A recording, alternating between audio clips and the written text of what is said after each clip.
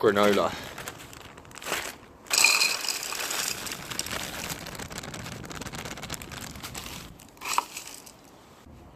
Protein.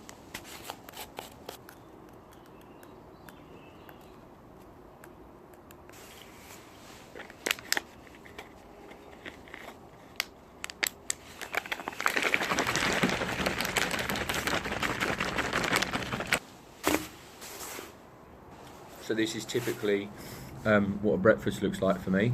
I don't normally have milk, so granola or cereal, just eat it dry. Bread rolls, I'm going to put some peanut butter in them, and protein shake, no milk, so again, water, but that's basically the start of my day. It's really, really faint because obviously it's on a camera, and also it's a very, very light flurry, but I don't know if you can see that it's actually starting to snow.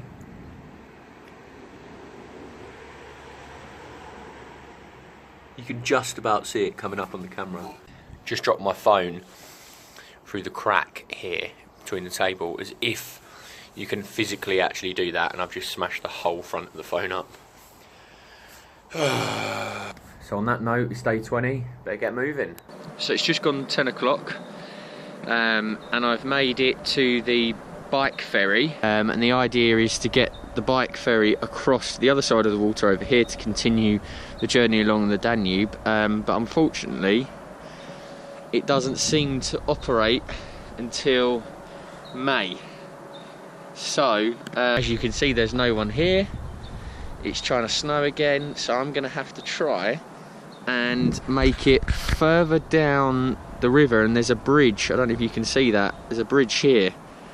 I don't know how far away that is, but on the map there isn't a direct road from here to there, and as you can see there's a slight bend here as well, so I don't know if the river goes that way as well. But anyway, I'm gonna have to try and detour further down the river on this side, try and make it to that bridge and cross over. Slight delay, but you know, that's life.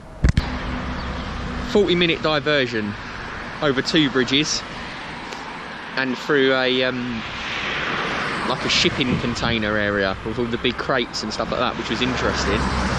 The roads coming over were really busy and a bit sketchy, and coming off over the last bridge, the traffic was so busy going both ways and the lanes were so narrow that there wasn't any overtaking, so it just wasn't possible.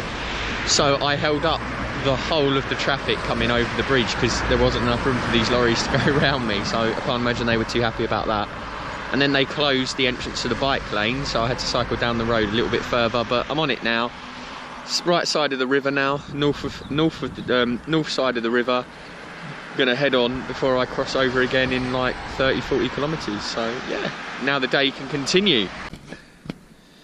So the temperature's picked up ever so slightly, and it's the first time really that I've ridden for a stretch without a helmet or the balaclava on and the hat and the like the scarf thing for a couple of days, so it's really nice.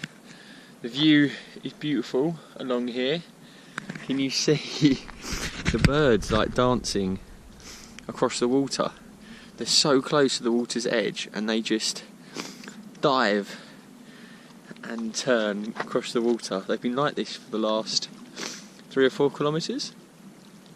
So many of them. It's just really nice as well to be cycling along and just be able to hear the water.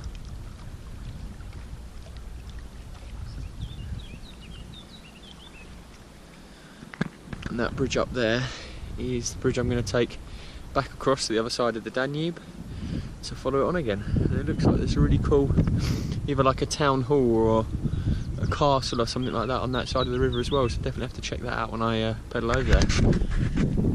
Interesting.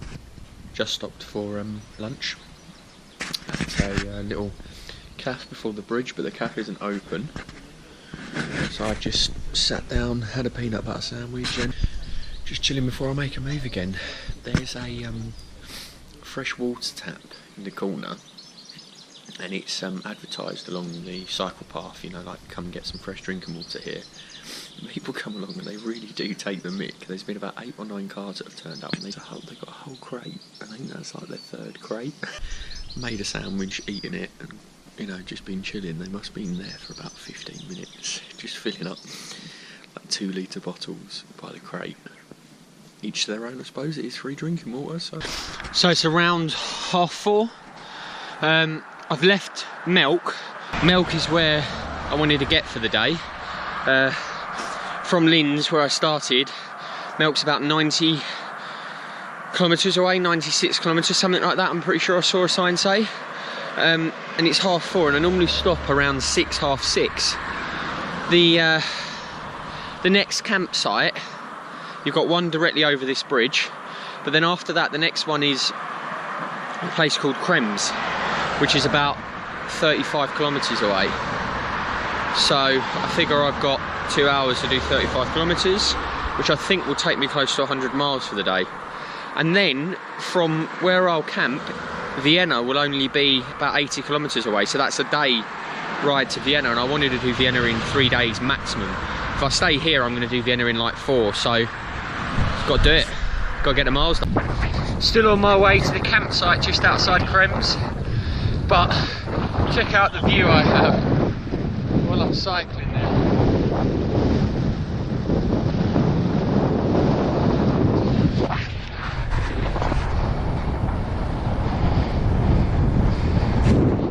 It's awesome. And there's the sun up there.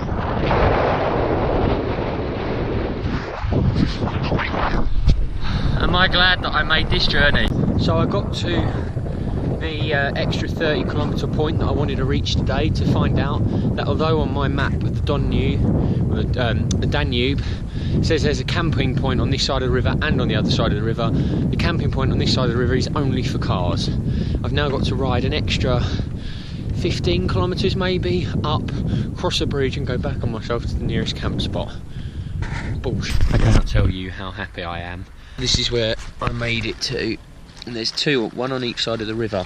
The one on the south side of the river is for tents, and you can see that from the north side. The one on the north side is a car park just for caravan. I just thought, no way, this is just going to be another car spot, but I'm here, and it is definitely for tents as well. And there's some fellow cyclists who are eating over there from Switzerland. So it is 100% for tents. It is absolutely brilliant. I can't believe I found it. I'm just so chuffed that I can put the tent up and finish it for the night. Tomorrow we'll leave here to go all the way along the river, all the way down to Vienna. Tomorrow will be another day of trying to find a campsite.